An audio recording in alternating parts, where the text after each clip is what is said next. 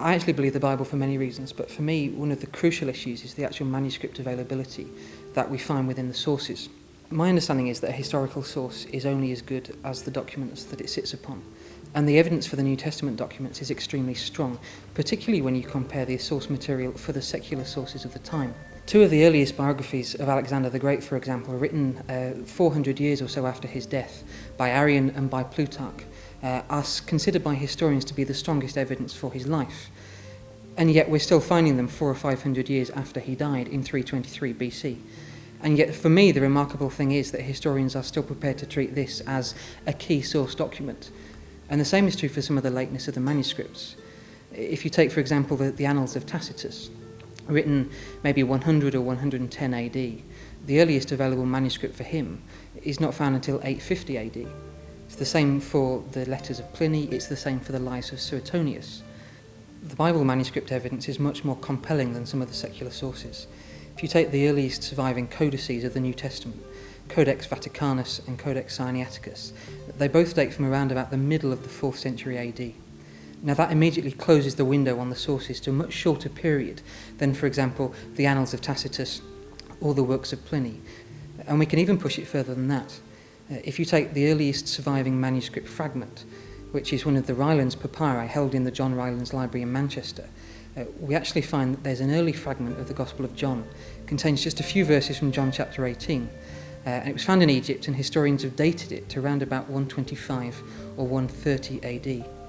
Now, even the most liberal scholars will tell you that John, the Gospel writer, John the Apostle, died in the AD 90s, or perhaps as late as AD 100. So when you consider that this Gospel fragment of his is available 25 or 30 years after that, we get this remarkable piece of evidence that the scribe who was perhaps recording the fragment that we have was alive at the time that John the writer himself was alive. In other words, what the document does is take us right to the very heartbeat of the gospel message, and it gives us something really significant to work with. Now you can add to this the number of manuscript copies which are still available. There are 8 copies, for example, for Herodotus, one of the so-called fathers of history. There's 7 copies of some of Aristotle's work. There's 20 copies left of Tacitus. And yet there's somewhere between 20,000 and 24,000 New Testament documents or New Testament fragments surviving. I suppose really the bottom line is this. The biographer of Jesus, who takes a look at the gospel records as recorded in the New Testament, is on much safer ground and much surer ground than the biographer of, for example, Julius Caesar, or Alexander the Great, or Pliny the Younger. And I don't hear anybody arguing the evidence for their existence at any point in time. For me, the New Testament manuscript evidence is compelling enough, but if you add to that the most remarkable archaeological discovery of the 20th century, it seems that both the Old Testament and the New Testament documents stand up to scrutiny. Back in 1947, an Arab goat herder near Qumran, around the area of the Dead Sea, threw a stone into a cave, and he heard a strange noise. So he went to investigate and found in the cave and in caves nearby a variety of clay jars, and in the jars were leather documents. And what he didn't realise at the time, but what archaeologists and historians have later discovered, is that he had found what's become known as the Dead Sea Scrolls, the most incredible manuscript discovery of the 20th century. The Dead Sea Scrolls have been dated to around about 100 BC. They're the most convincing and most complete record that we have of both Old Testament and New Testament manuscripts. It seems that there were some monastic farmers living around the area in the 1st century AD, and when the Romans took Jerusalem in AD 70, they tried to hide their manuscripts and hide their documents in these jars in the caves. One of the scrolls contains all 66 chapters of the book of Isaiah, and it's remarkable because it also antedates the previous oldest copy of the book of Isaiah by nearly 1,000 years. The Masoretic text was around 900 or 1,000 AD.